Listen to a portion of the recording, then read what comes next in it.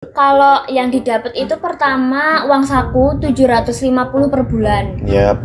Kalau UKT enggak. Apakah orang tua Riri tidak pernah memberikan uang beasiswa pribadi atau uang kupu-kupu? Kupu-kupu. Kuliah pulang. Aku dulu kura-kura. Apa tuh? Kuliah rambalik. Jadi tidurnya di kampus. Nggak enak minta orang tua ya? Iya. Tapi orang tua ngasih uang saku kan? Ngasih. Masih kan? Ngasih.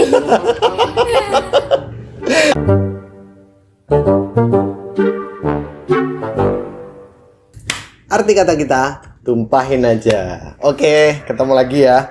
Hari ini kita ini cuaca Magelang lagi agak panas-panas gimana gitu. Padahal ya dari tadi geluduk-geluduk, mendung-mendung, tapi belum juga hujan. Jadi ya kali ini aku bingung kan, hari Minggu mau kemana ya. Terus ya disengaja sih ya, bukan nggak sengaja.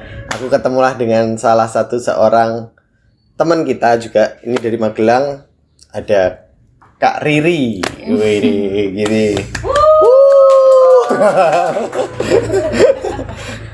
Kak Riri, sebenarnya aku harusnya nggak manggil Kak ya, mau manggilnya Dek gitu ya. Tapi lebih nyaman dipanggil Kak Riri, Dek Riri, atau mau Mbak Riri? Bebas. Tak manggil, wah ngomong gombal nggak berani. Mau tak panggil sayang boleh nggak gitu? Ingat anak istri di rumah soalnya. Oke, aku panggil Riri gitu aja ya. Oke, Riri, mungkin di awal ini aku pengen sedikit kenalan dong. Riri itu rumahnya mana atau tinggal di mana dan kegiatannya apa? Oke, halo.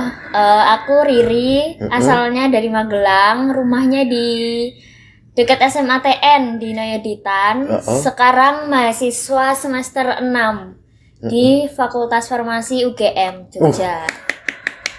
Kenapa aku tepuk? Karena kita satu alma mater. Oh gitu. Ya. Oke, semester 6 berarti kamu kuliah ngalamin ya? Online sama offline gitu ya? Iya, offline-nya sempat semester 1 sama semester 2 tuh cuman sebulan. Berarti ospek masih ngerasain ya? Iya, ospek. SMB masih offline. Oke. Karena kita sama-sama ya. Ospek yang menarik dari ospek kemarin itu apa menurutmu? PPSMB ya? PPSMB ya. Pasti ini sih waktu bikin apa namanya rangkaian itu loh yang satu terus Pancasila kertas itu. Yang disorot pakai drone itu ya? Di atas drone ya itu yang terus satu Pancasila kayak gitu-gitu terus dibolak-balik itu. Seru. Udah lebih kreatif ya. Kalau zamanku dulu aku masih nyanyi aja sih. Dan belum ada drone. Tetep sih tepuk apa itu kan? Iya betul tepuk mahasiswa UGM yang kurang gitu ya. Oke, gini aku mau nanya dong, kamu kuliah itu farmasi pilihanmu sendiri atau memang jadi salah satu pilihan orang tua? Pilihan sendiri sih. Alasannya kenapa? Karena dulu tuh bingung sih sebenarnya mau pilih jurusan apa, cuman dari 3 mata pelajaran IPA kan ada kimia, biologi sama fisika. Nah aku tuh paling bisa kimia. Kok fisika tuh udah kayak ya udahlah yang penting aja, pokoknya paling bisa tuh kimia kan, dan aku pengen ke yang ranahnya masih kesehatan. Oke. Jadi aku pilih yang searching dan aku baca kalau farmasi itu paling banyak kimianya dan ya kayaknya pengen di sini gitu. Terus dulu juga ini sih karena daya tampungnya banyak. UGM kan, UGM pasti kan lebih. Yes. Terus daya tampungnya di farmasi itu banyak karena dia fakultas sendiri kan. Yap. Ini aku selama ini ya karena aku udah kerja. Jadi memang kayaknya farmasi itu banyak banget sih pilihan kerjanya. Jadi kalau emang secara umum ya balik lagi ya tadi apoteker atau memang racik obat dan lain-lain. Tapi sebenarnya kimia farmasi itu jauh lebih kayak di food and beverage juga bisa, di perusahaan juga bisa gitu ya. Nah ini kamu pernah kebayang nggak setelah kuliah itu mau kerja apa atau mau doing something apa?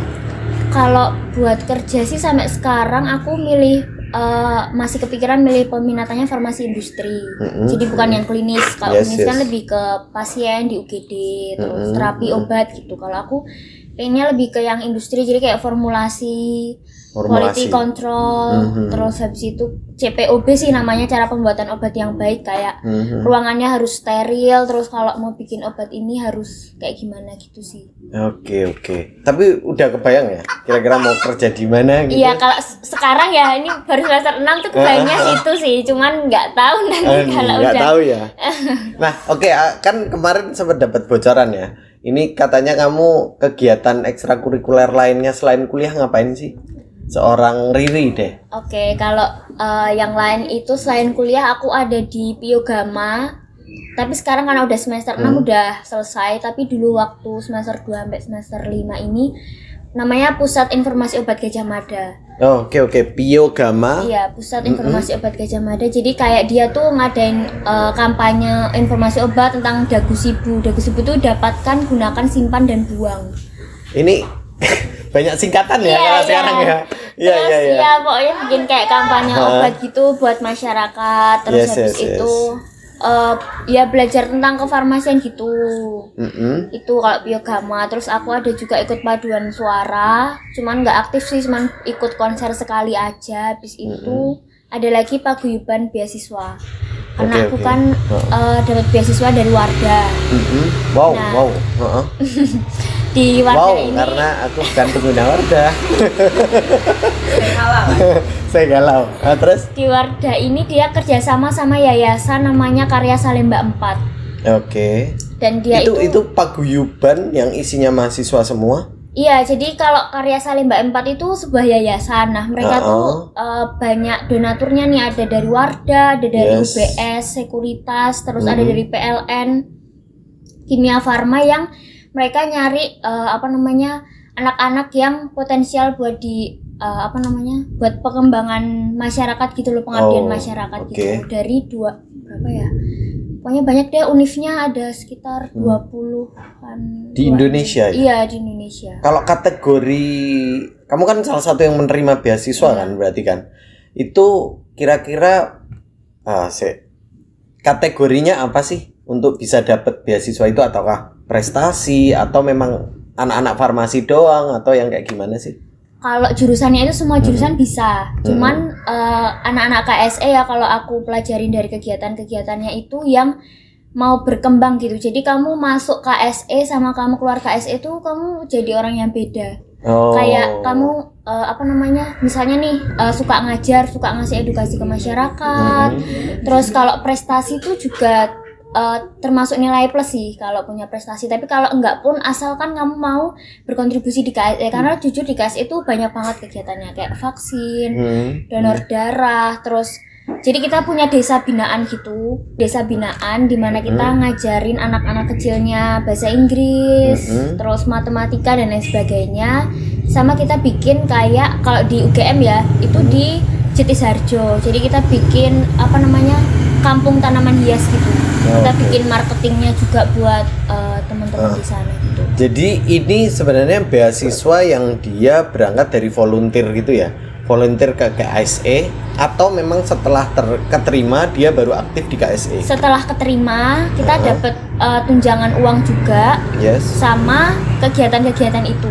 Oke. Nah, cara mengajukannya maksudnya ini hanya mendaftar dengan biodata diri atau pakai kayak CV gitu loh, pengalaman dan lain-lain gitu. Nah, kebetulan ini emang sekarang banget lagi roadshow beasiswanya, pembukaan, dan berkas-berkas sih kebanyakan. Jadi kita bikin kalau nggak salah sekitar 7 esai.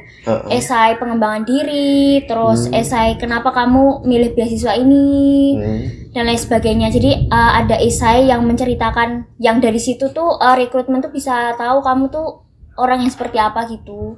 Terus ada CV, tempat prestasi juga sih buat biodata.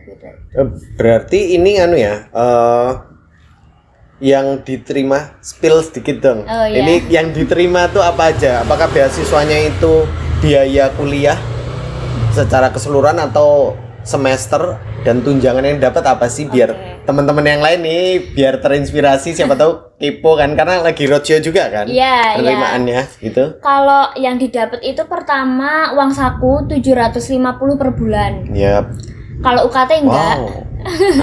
Cuman tunjangan aja uang 150 per bulan. Selain itu dapat relasi Nusantara jelas karena kita sering sih. Jadi misalnya pendiri-pendirinya tuh punya grup yang kadang misalnya lagi share nih, kakak tingkatku pernah kayak tiba-tiba lagi share butuh nih dokter gigi gitu. Terus salah satu ada yang angkatan kakak tingkatku ada yang baru lulus, kayak tiba-tiba ditelepon, ini nih di sini ya Pak, ini ada yang butuh. Jadi kita punya relasi gitu sama Nusantara. Oke. Karena paguyubannya itu dia ada di 20-an universitas itu ya. ITB, Undip, sampai di Aceh, di Cendrawasih Papua juga. Dan itu udah lama ya sebetulnya, udah lama ada karena kan ada yang udah senior, udah ada yang lulus, udah ada yang kerja dan lain-lain gitu ya. Dan mereka masih tergabung dalam komunitas itu. Iya, alumni, ada alumninya juga. Oke. Ya, relasi. Terus yang paling penting sih buat aku pengalaman sih ya, dan teman-teman kan jadi kenal teman-teman dari luar fakultas nih. Kalau anak kesehatan kan biasanya kenalnya cuman yang di fakultas itu doang. Itu aja ya. Kecuali aku. Aku dulu temenannya sama anak enak isi, jadi aku kuliah UGM, mainnya ke isi karena kontrakanku deket isi. Oh gitu. Gitu, iya gitu. Oke, kalau pilihannya tadi kan katanya KSE ini kan dia kerjasama dengan Wardah, dengan yang lain-lain gitu.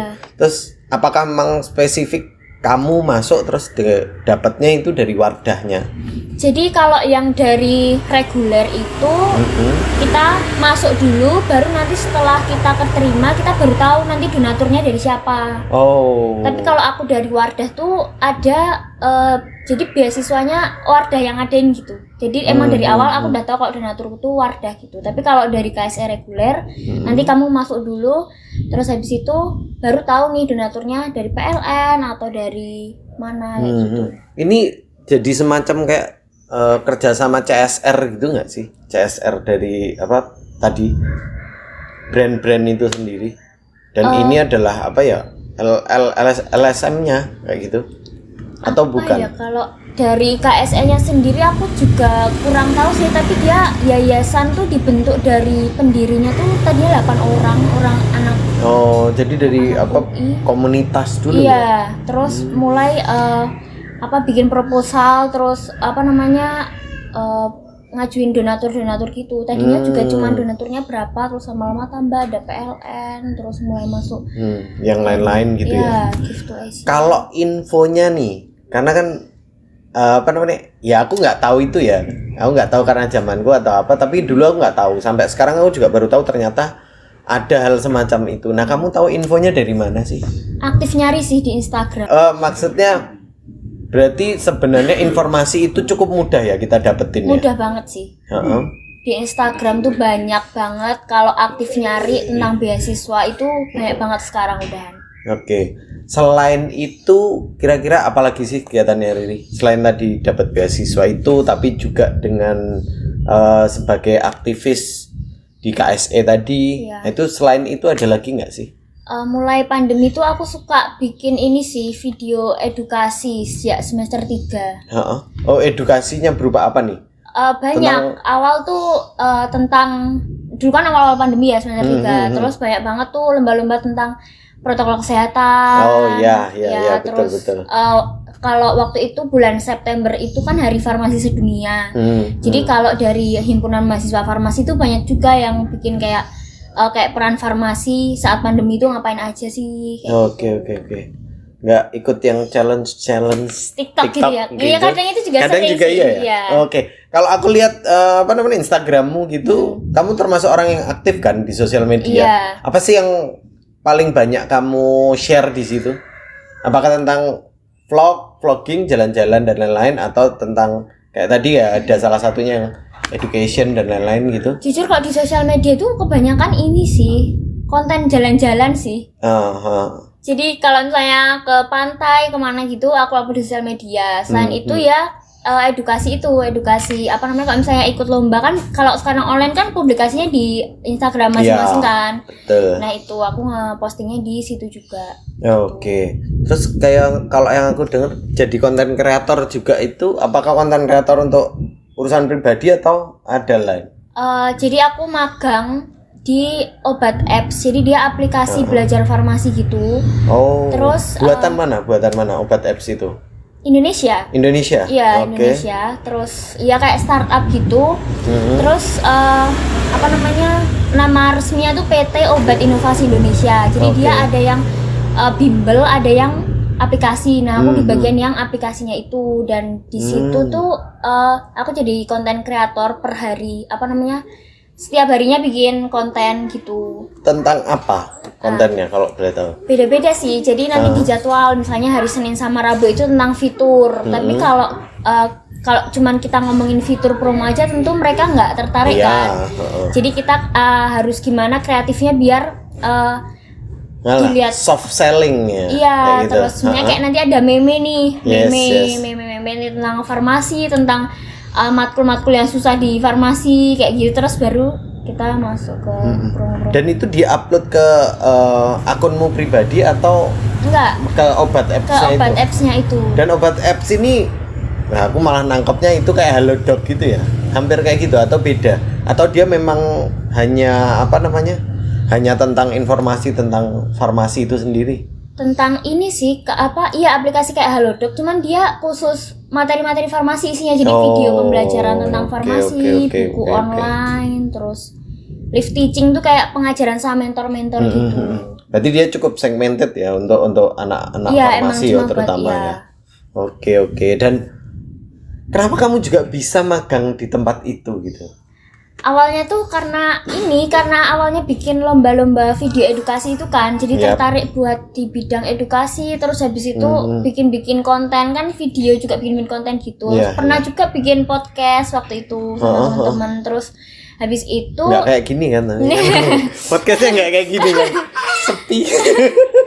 terus waktu itu apa namanya nyoba nih kan, udah organisasi, udah sering lomba, terus kok yang belum tuh magang. Jadi waktu itu nyari-nyari juga info di Instagram kan, mulai banyak nih sosial media spesialis, terus admin juga. Waktu itu aku sempat daftar. Aku tuh daftar udah lama kok di Obat Apps, dari akhir tahun 21. Tapi keterimanya baru dihubungin sama manajernya itu baru sebulan yang lalu. Iya. Oke. Gajian, cuan. Nah, ini nih sebenarnya yang menarik nih, yang pengen Rafael atau KI? mau aja tuh Sesnur. Oke. Ini yang pengen aku tahu sih. Apa sih yang mendorong Riri ini? Ini kan kayak magang tuh juga kayak kerja kan sebetulnya. Terus tadi beasiswa, apakah orang tua Riri tidak pernah memberikan uang beasiswa pribadi atau uang sakunya kurang? Apa sih yang sebenarnya mendorong Riri melakukan Kalau hal itu?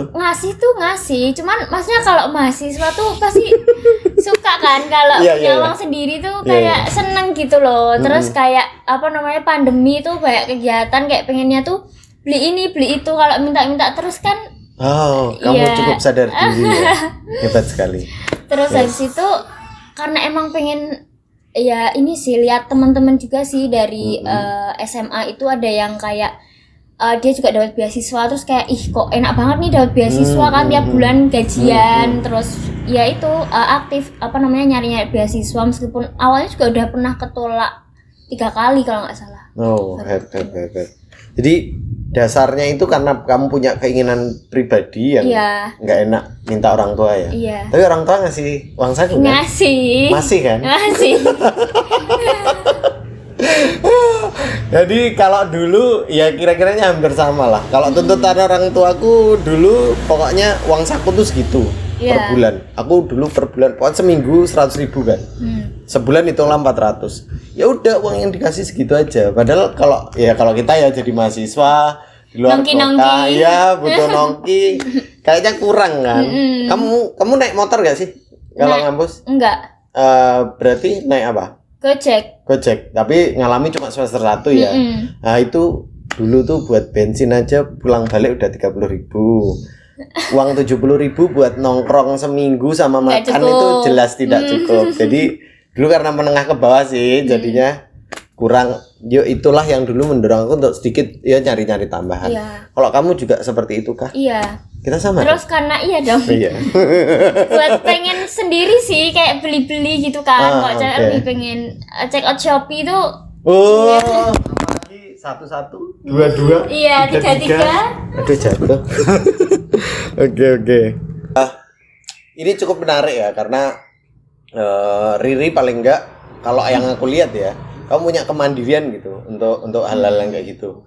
Dan kenapa sih kamu milihnya itu ini farmasi, terus ada yang magangnya konten kreator, terus tadi pengabdian masyarakat. Padahal kamu farmasi aja pengennya ke arah industri juga kan. Iya.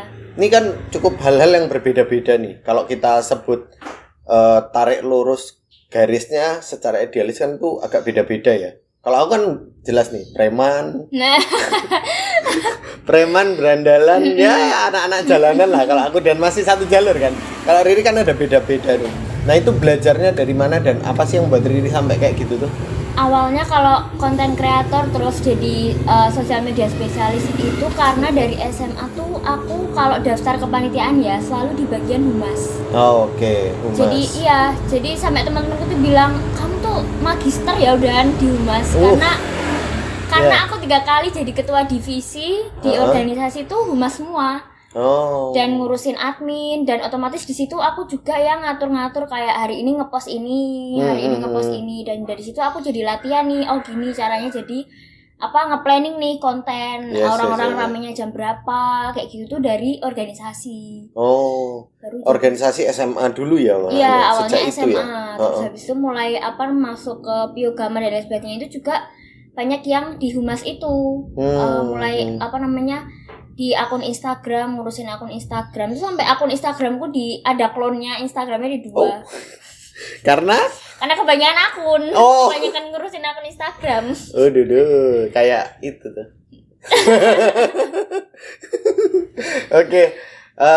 Kalau selanjutnya nih, aku pengen tahu kira-kira Riri dengan pengalamannya tadi itu kira-kira emang mau arahnya ke depan kalau ngelihat teman-teman mahasiswa lain ya, aku ngomongin mahasiswa lain ya, yang menurutku selama kuliah online itu banyak yang masih kayak yo kuliah aja gitu kan, kuliahnya Zoom kan modelnya.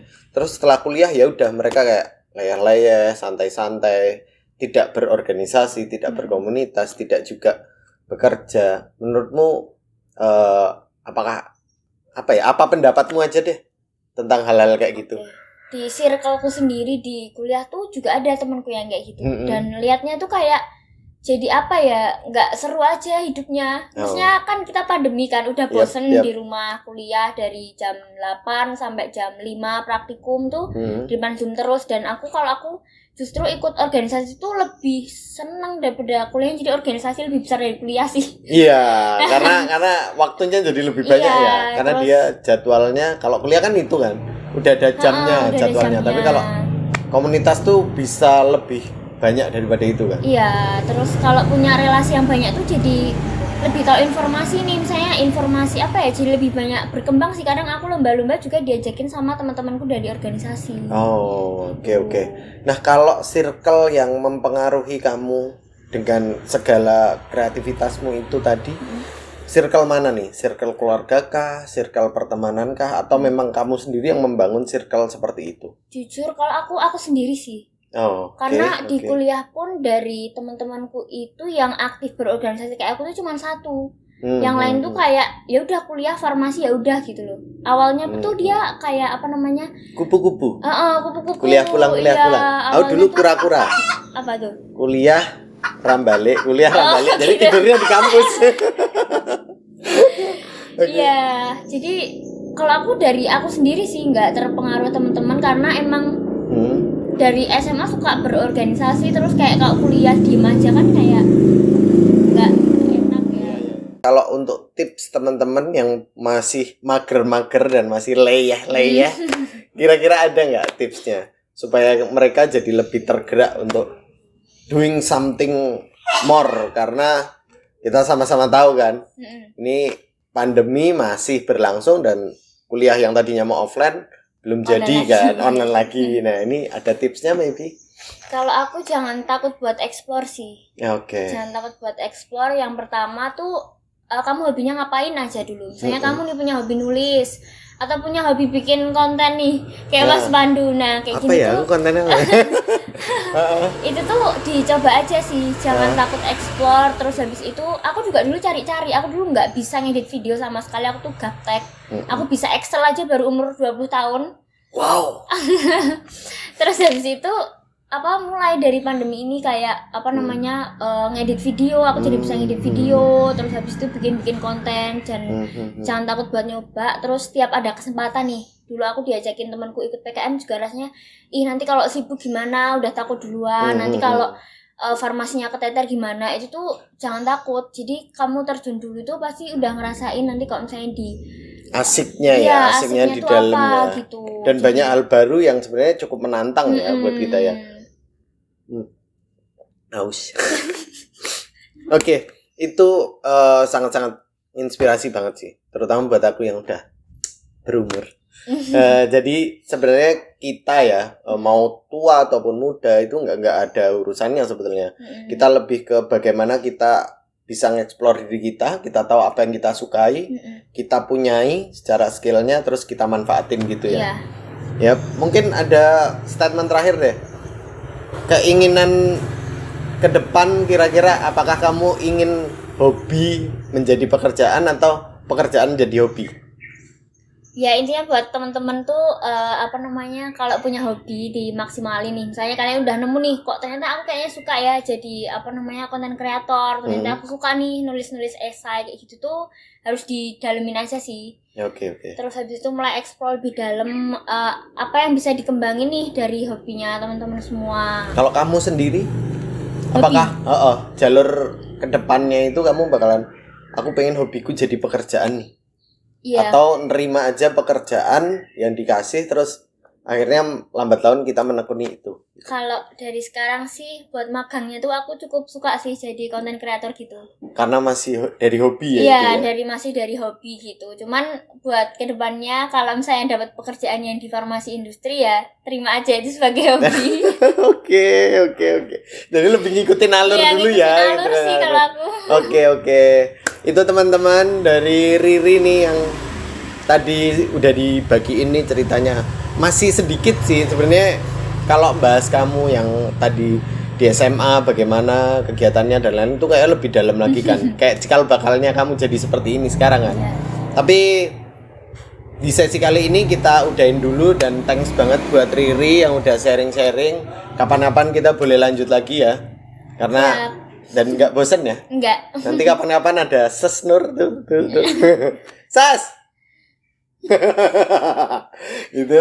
Dan terima kasih udah hadir di Arti Kata dan podcast Ngobrol Aja. Oke. Dan semoga hobimu bisa menjadi pekerjaanmu. Amin. Oke, thank you untuk semuanya dan balik lagi besok kita di Arti Kata kita tumpahin aja.